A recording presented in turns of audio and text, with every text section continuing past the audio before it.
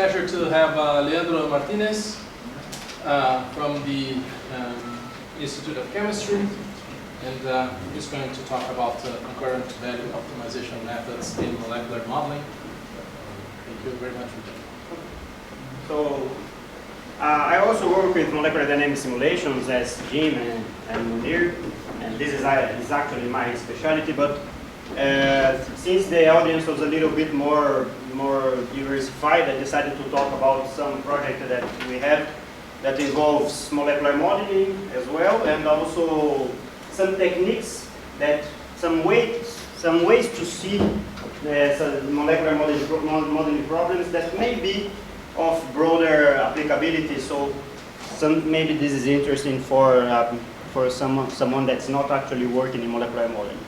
So I'll be talking about this type of problem that we call concurrent value optimization methods, concurrent value optimization problems, and the methods that we use to solve them, and the applications we have developed in the context of molecular modeling and the problems we are working with.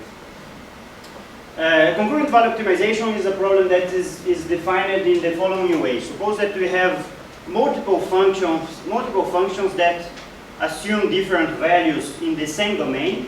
So we have several functions that are acting in the same domain, and what we want in the concurrent value optimization problem is to optimize the maximal value assumed by all these functions, or minimize the minimum value assumed by all these functions. And so, for example, here we have all these three functions. These three functions are overlapped here in the same domain. The objective function we are trying to maximize in this case assumes the maximum value of all these functions that are concurring in the same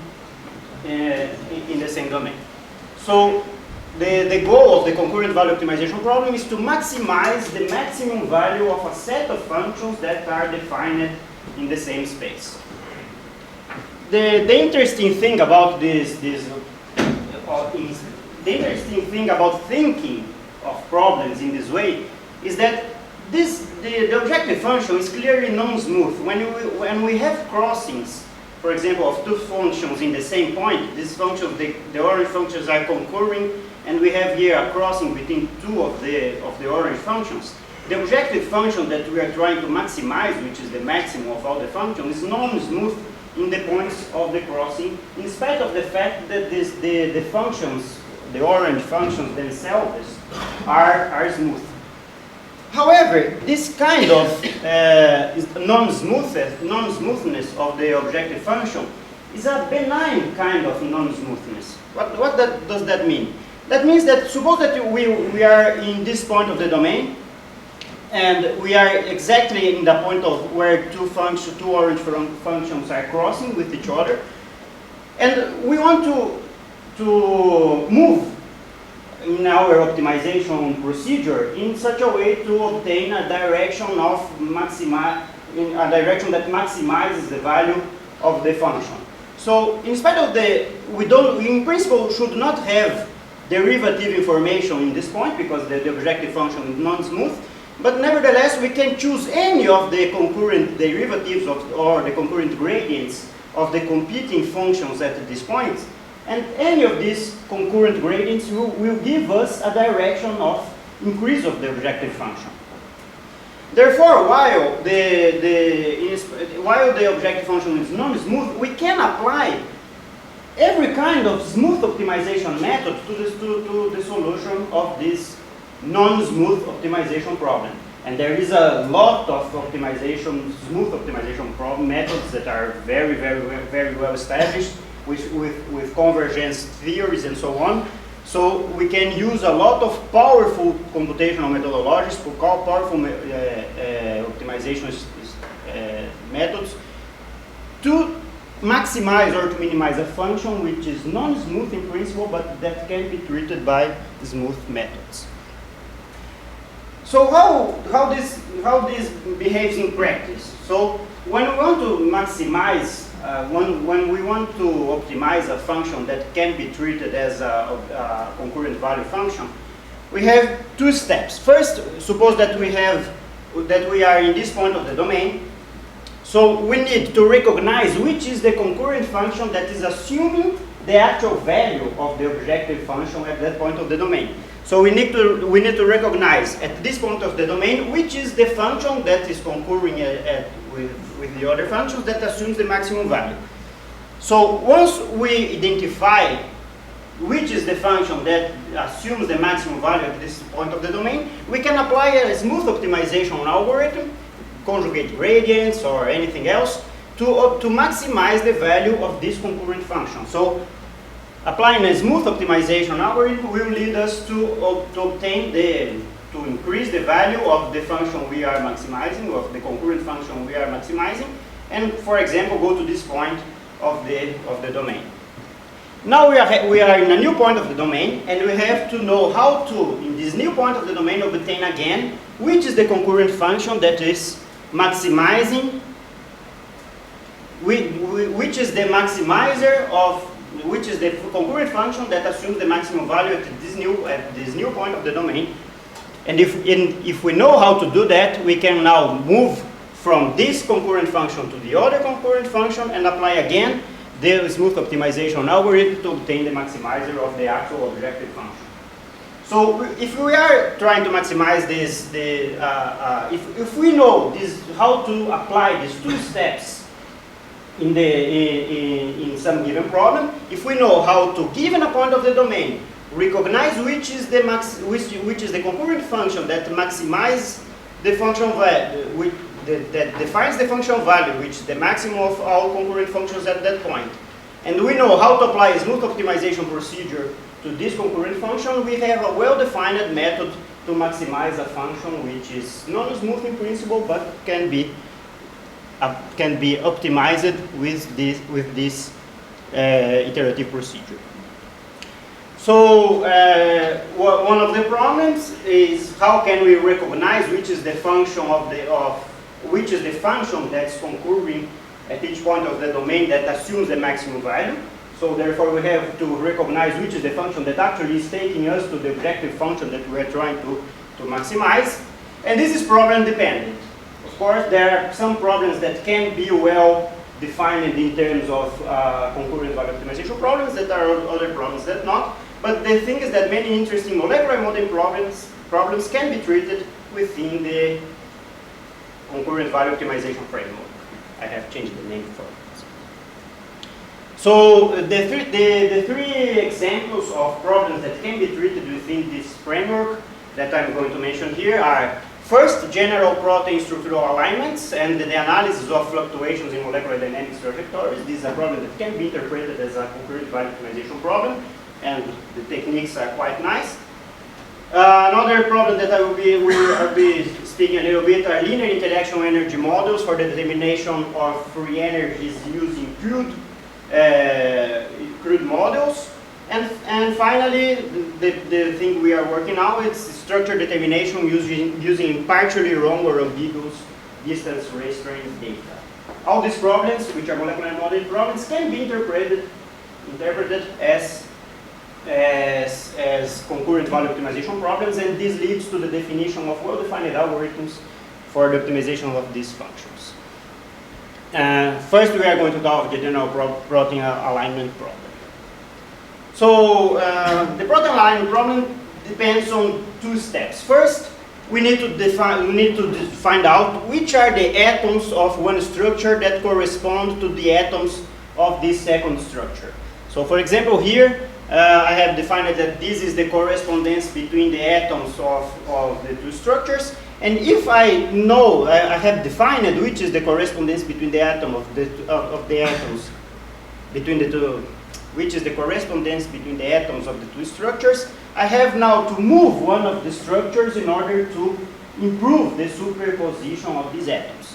So there I have moved, I move one of the structures to obtain the best movement of one of the structures that superimpose the corresponding atoms. Now I have a new relative orientation of the structures in space, and this defines a new, I can use this new relative orientation of the structures in space to define a new correspondence between atoms. And with this new correspondence between atoms, I can now move again this one of the structures in order to obtain the best movement that superimposes the atoms of the two structures involved. So a structural alignment problem can be separated in two phases. One is to obtain the correspondence between atoms. One is to actually perform the structural alignment, the structural movements of one of the proteins that lead to the best superimposition, to the best overlap of the corresponding atoms. So that means that we can think of the structural alignment problem as a concurrent value optimization problem. In what sense? For example, we can have many different correspondences between atoms. For example, here atom 1 corresponds to atom 1, but here atom 1 corresponds to atom 2, and so on. There are many combinatorial ways to correspond atoms between the two structures. For each given correspondence, there is a function, a well-defined smooth function, that can be used to compute what is the quality of the overlap of the two structures for that given correspondence between atoms. So for each of these correspondence, there is a different function, which is the score of our structural alignment as a function of the movements, rigid body or not, of the rotations and translations of one of the structures relative to the other. So what we want to obtain is, given all these concurrent functions, we want to obtain which is the maximizer of all of these functions. We want to obtain which is the correspondence and the movements that maximize the quality of the overlap between the two structures. So this is a concurrent value optimization problem. So in structural alignment, the usual measure of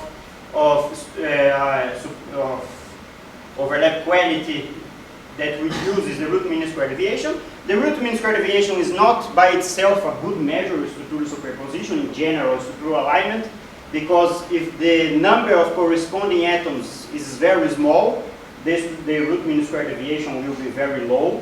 So it is depending on the number of atoms. So usually structural alignment in general uses scores that are defined differently. For example, I define it in this way, in such a way that if the number of corresponding atoms is larger, the score is larger, and if the quality of the overlap is better, the score is larger as well. So with this kind of score, we want to determine which is the largest score, which is the largest correspondence that results in the best overlap between the structures.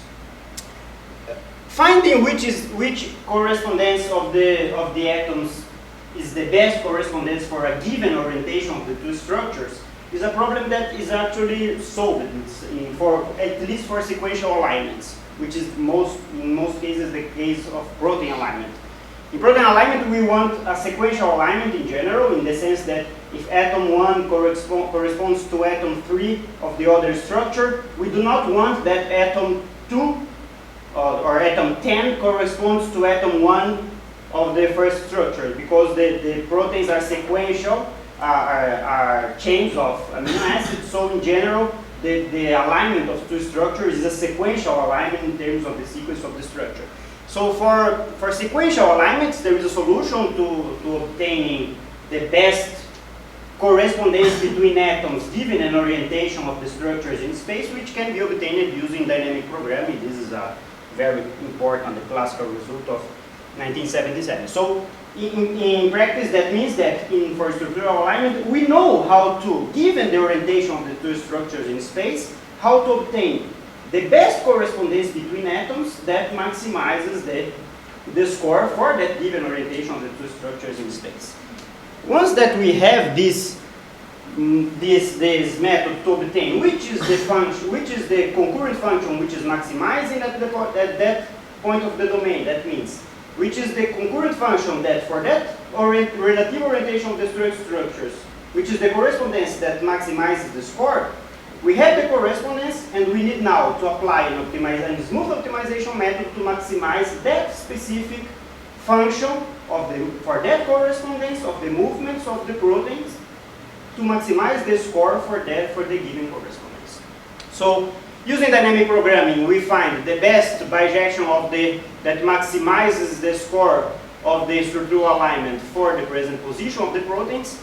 And now, using smooth optimization algorithms, we can maximize the concurrent function for that correspondence that consists in moving one of the structures in order to obtain the best overlap of the structures for the correspondence obtained using dynamic programming. The iterative procedure performed in this way allows us to apply both global optimization method here and the local and smooth and well-behaved local optimization method in this point. And we can define the first actually convergent algorithms that we have guarantee of convergence for algorithms for structural optimization. I won't enter into details, but the thing is that, okay, these methods are nice and practical, and they were fast, work well, and we have a server, and they publish the methods are already published, and there is a server available, and so on. So this is the general structural alignment problem thought as a concurrent value optimization problem. Now, there is an easy problem in the structural alignment that is very useful for us molecular dynamic simulators. The easy problem is the application of structural alignment within the context of molecular dynamics. In this case, we are aligning two proteins which are the same, but in different orientations or conformations along the simulation.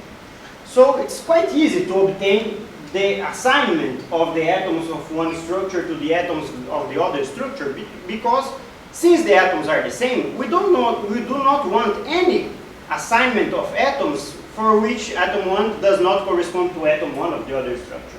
Only the assignments for which the atoms are really coincident within the structures are valid, since we are trying to obtain the overlap between the structures of different steps of my molecular dynamic simulations to one reference structure at the beginning of the simulation, for example.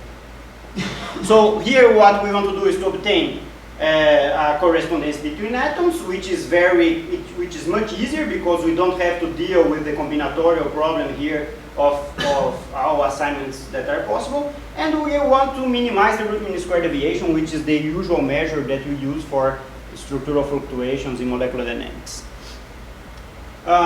Typically what we do in a molecular dynamic simulations, okay, so we have many structures that correspond to the evolution in time of our protein, and we do a structural alignment, and we observe the root mean square deviation as a function of time, and we can see on our structure which are the fluctuations that are involved that are related to these fluctuations that were obtained by this structural alignment.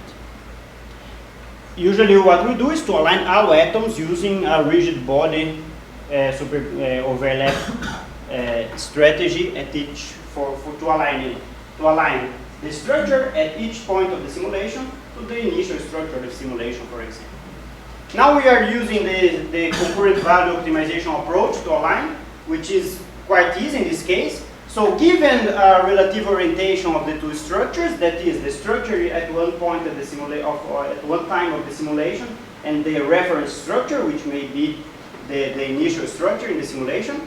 For example, we can choose which are the 80% best aligned C alpha atoms.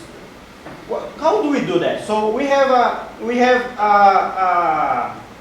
a relative orientation between two structures in different points of the simulation. So we choose which are the 80% atoms which are closer to each other. And there is no combinatorial problem there, because we only want correspondences for which atom 1 of one structure corresponds to atom 1 of the other structure, since we are talking of the same structure at different moments of our simulation. So in order to choose which is the best correspondence of 80% of the atoms which are aligned at each point of our simulation, we just need to choose which are the 80% of the atoms which are closer to each other at that point. So we choose which are the 80% best aligned atoms, Now we align this 80% of the atoms, disconsidering the other 20%. And now this alignment will move one of the structures in order to obtain the best overlap of these 80% of the atoms. And now we have a different relative orientation of the two structures.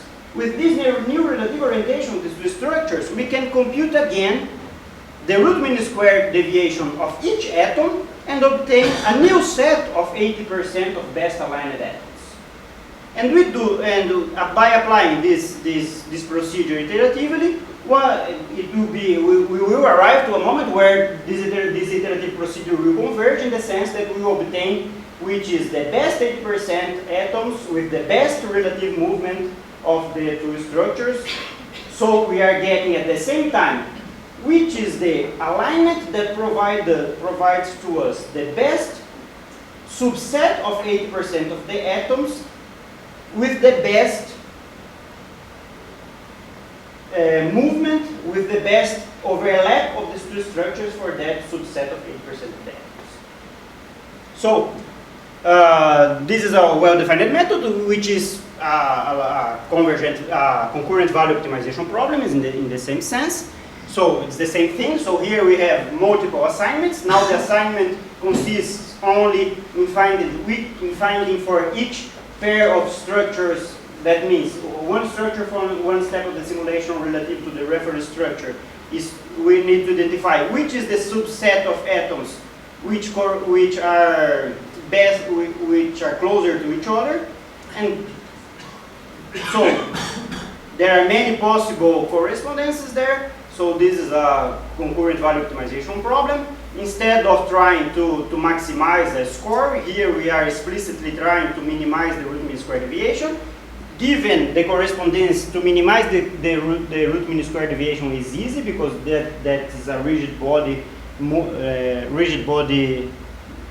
alignment problem.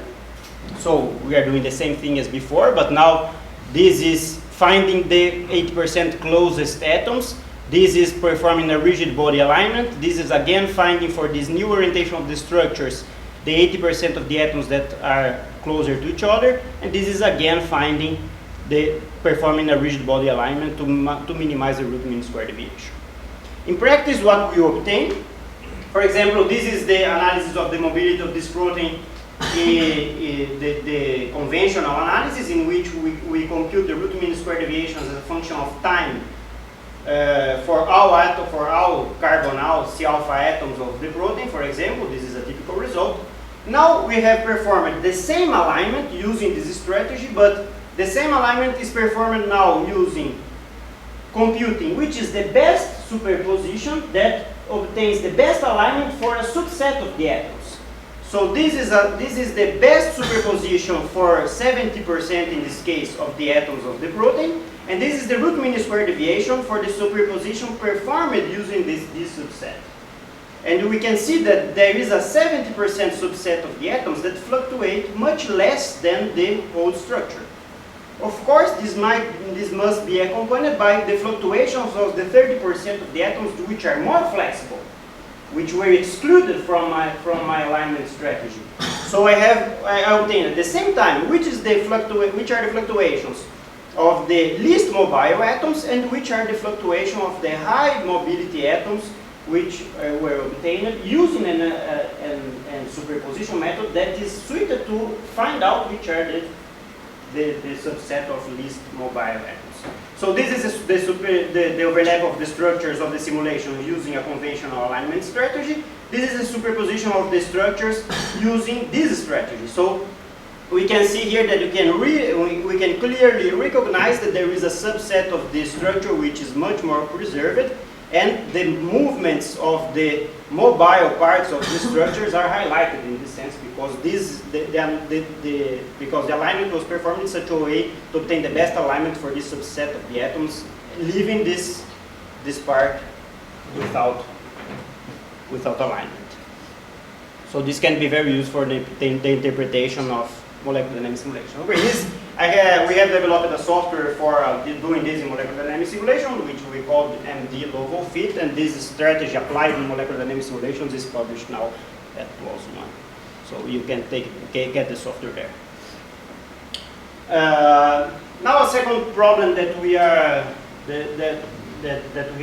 have been working on is the same thing, applying concurrent value optimization problems for the study of linear interaction energy models for estimating free energies.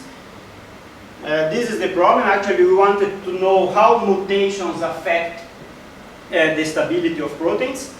Generally, what we want to do is to obtain which is the free energy associated with the denaturation of a protein with a given residue in its structure. And for example, we have a mutation which changes this residue, and we have the same process of denaturation in the presence of this residue which is now changed. So the difference in free energy of denaturation of the protein with one or other residue will give us the stability or destabilization provided by that mutation to the structure.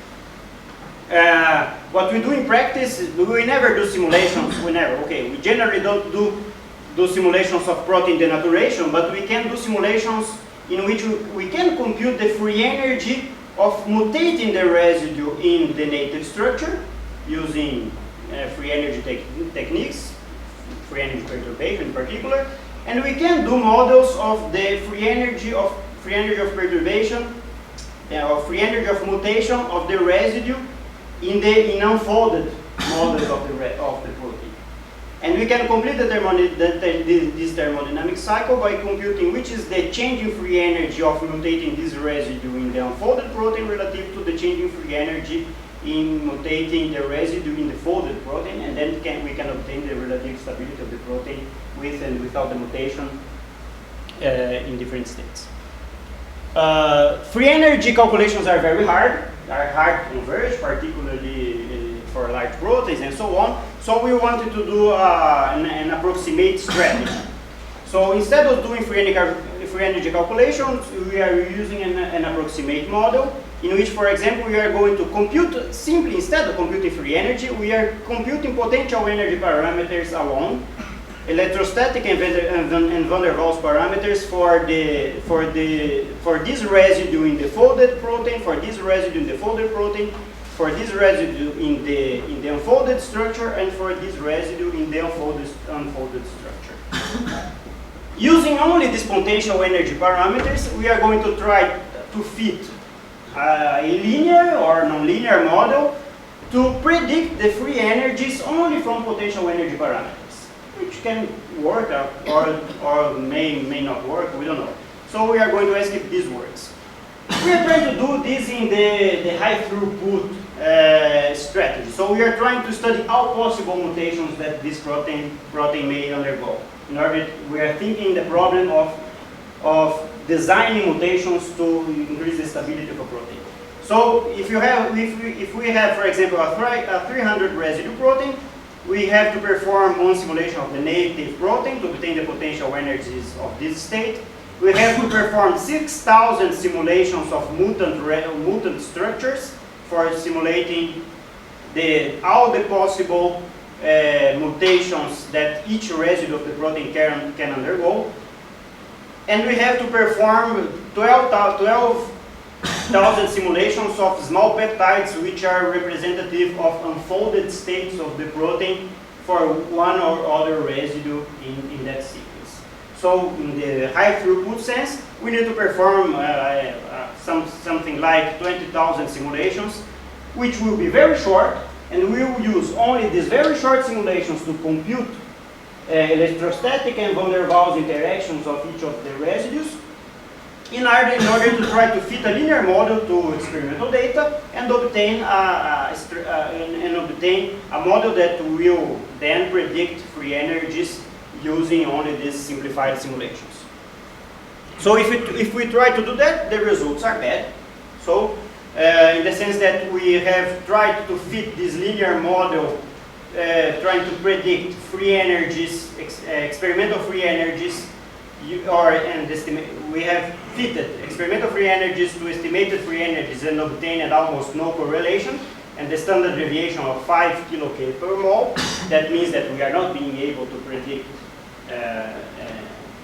the free energies of mutations. So what we have observed that the model fails miserably for many mutations. In particular, we see that there are many mutations here that for which the model is very, very, very bad.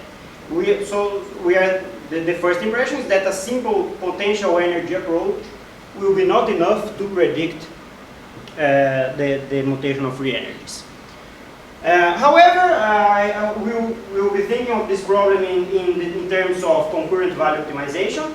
So instead of rotating and doing translations and rotation of structures and finding correspondence between atoms, we are going to fit a model. And this model will be a predicted value which will be a constant times the van der Waals, the electrostatic interactions, but plus a constant times the van der Waals interactions. So we are going to adjust the parameters A and B in order to better fit the experimental data. However, we are not going to do this for all experimental data that we have. We are going to, for an initial guess of these two parameters, we are going to choose the 80% of the data that is best fitted by our model. Then we are going to fit again our model, disconsidering the 20% of the data which is bad, which is worst.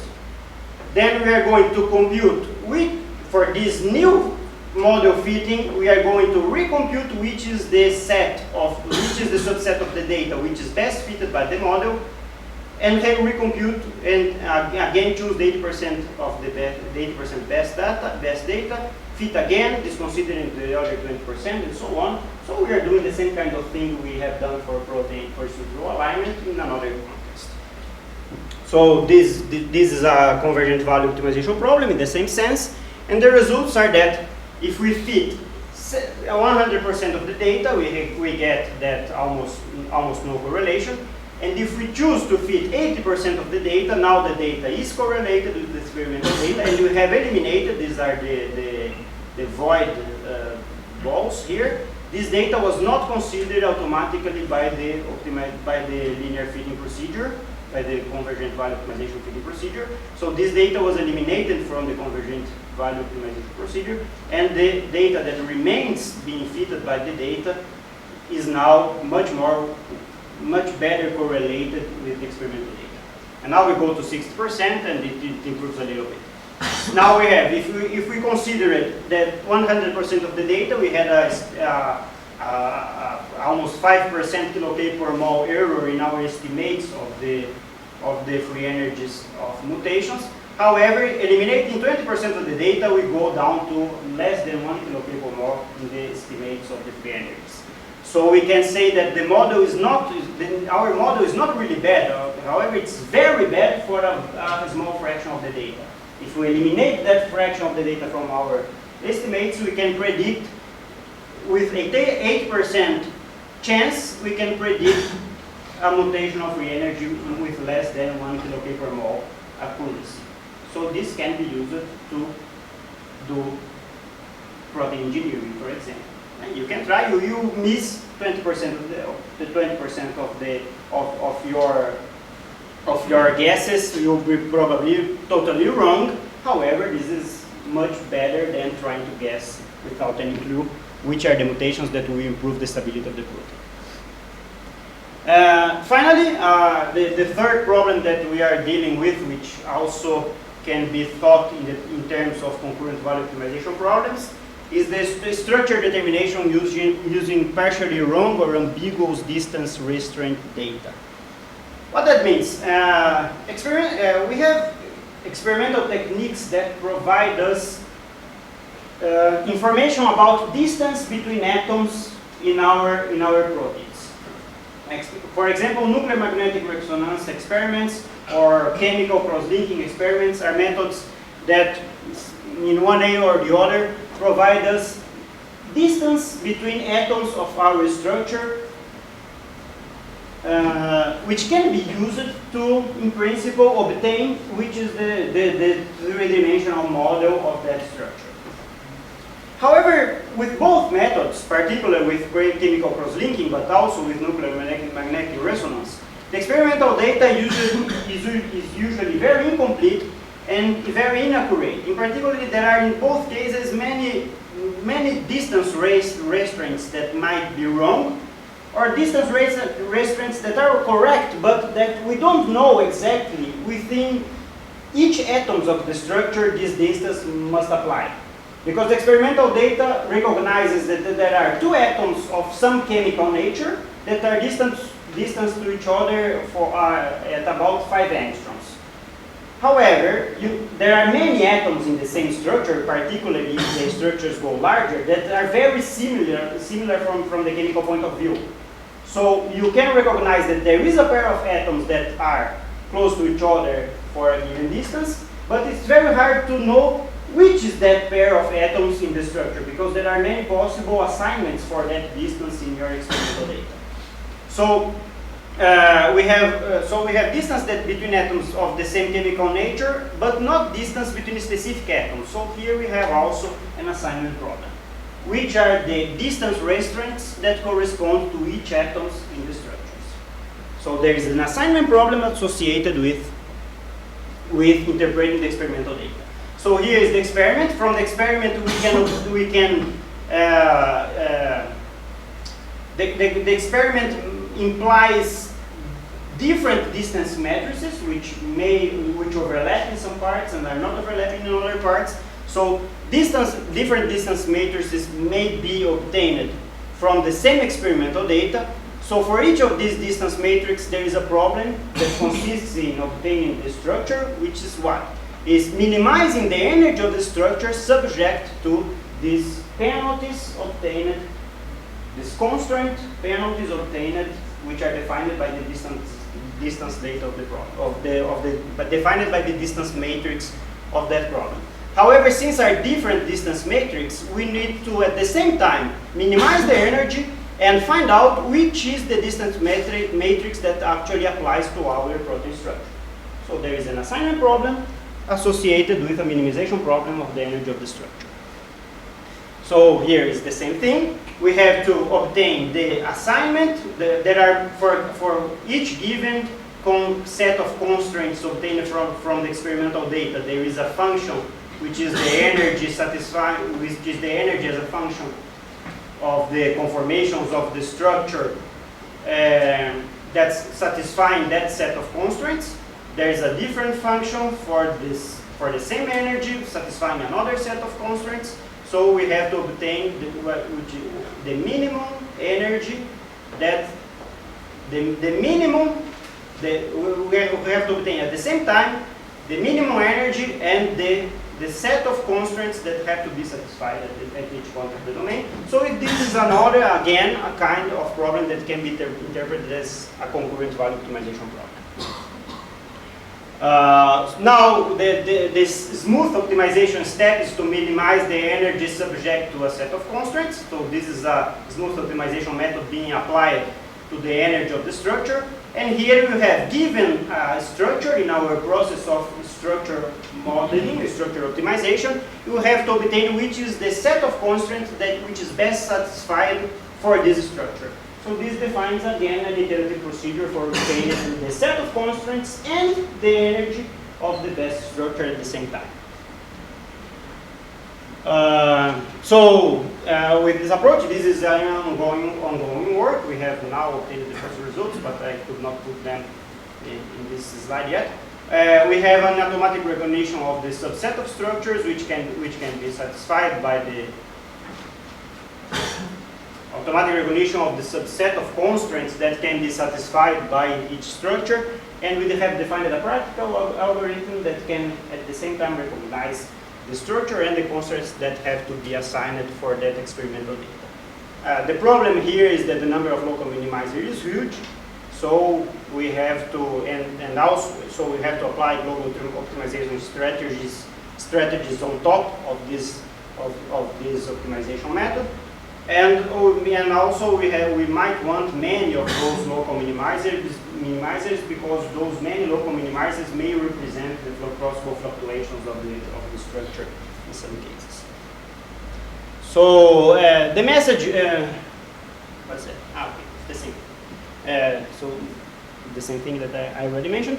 The general message is that if one can identify that a given optimization problem that I have can be interpreted as a lower as a concurrent value optimization problem, there are ways to, if you can fulfill those two steps, which mean recognize which is the function, concurrent function, which is defining my objective function at each point of the domain. If I can do that step, I can define a practical algorithm that combines this step with a smooth optimization function, smooth optimization method in order to maximize problems. And many problems can be thought in that way as the examples I have present here. So this is the end of my presentation. Like the most software that we are developing using these strategies are available at this site. And of course, I must thank the CEPID and repeat it here. The CEPID and the financing. We are using a lot of computational power obtained from this project. And I thank you for the invitation again. And thank you.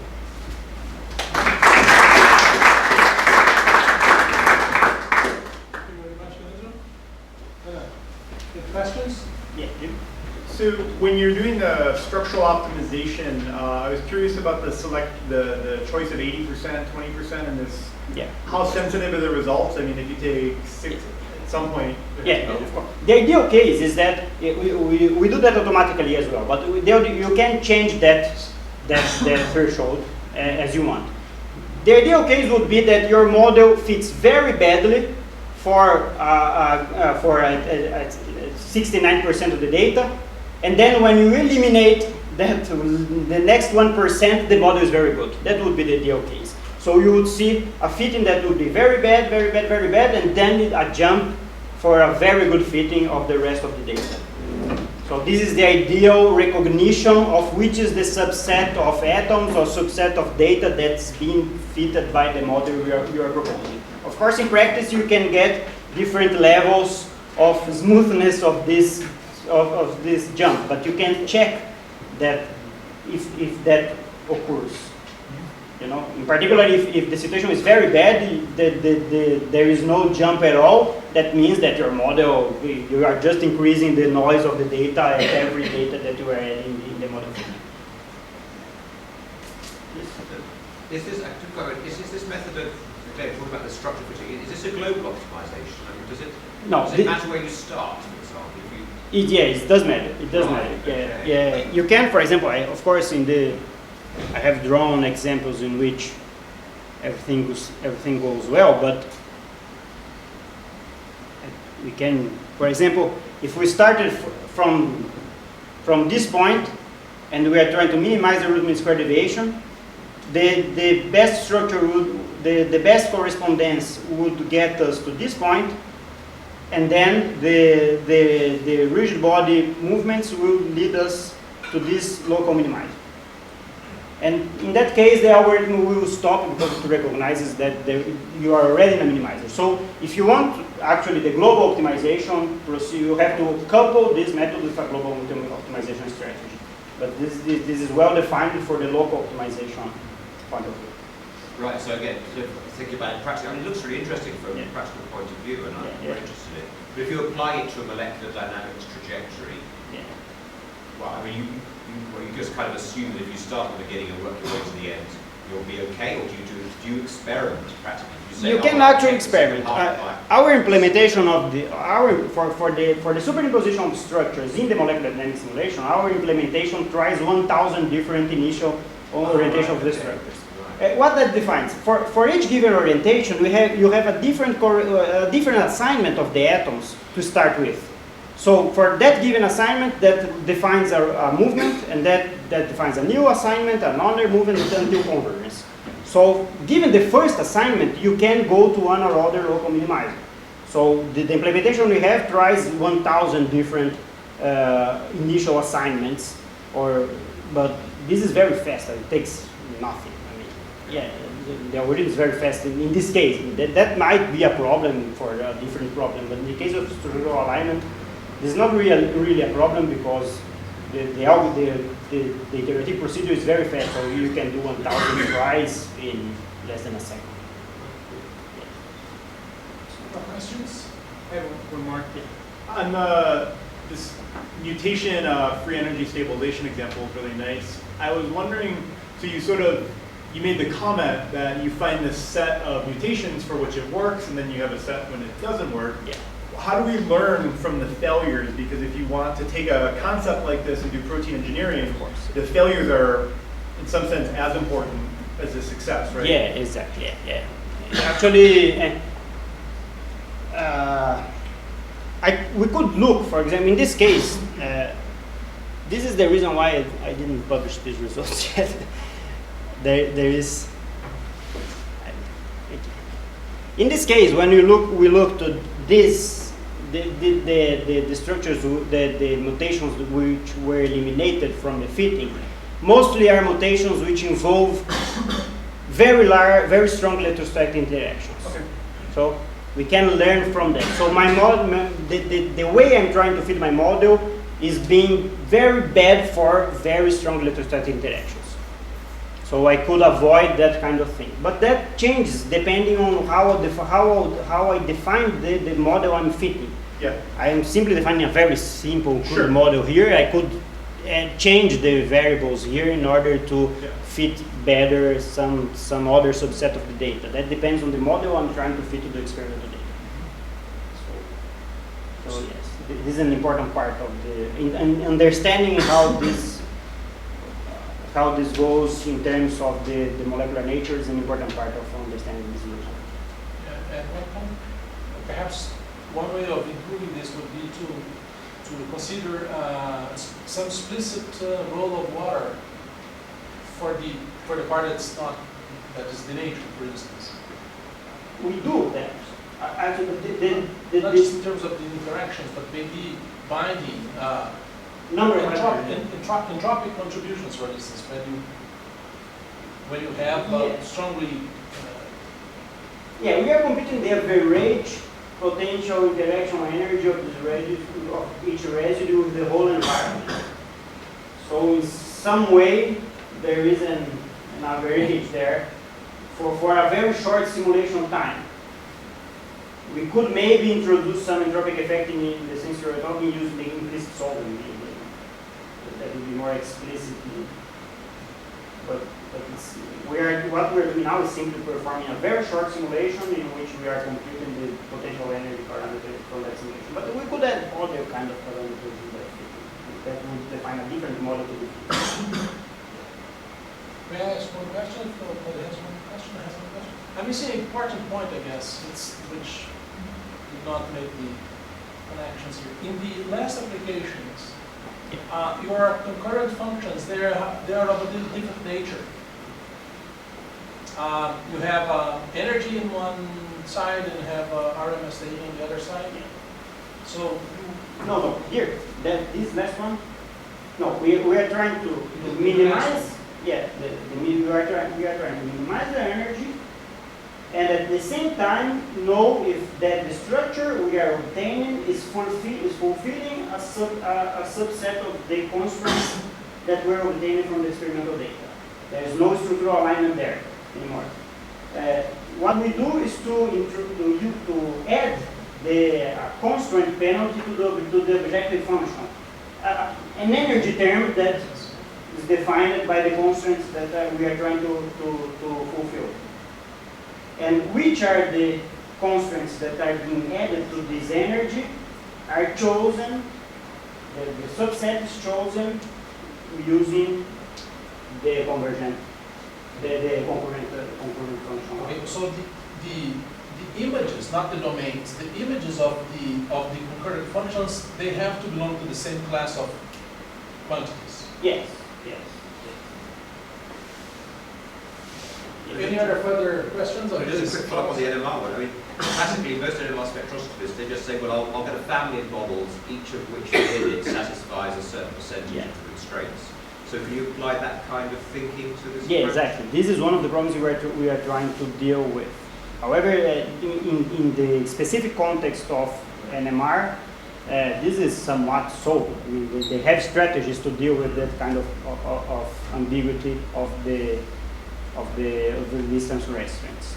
But yes, this is an alternative strategy for the same problem. So we are dealing both with the NMR, with trying to introduce a new strategy for the assignment of NMR restraints, and at the same time with this other kind of experiments, which is the chemical cross-linking, which is a different nature of experiment. We are dealing with both things. If any have any other questions, let's thank Leandro again for a wonderful talk. And next.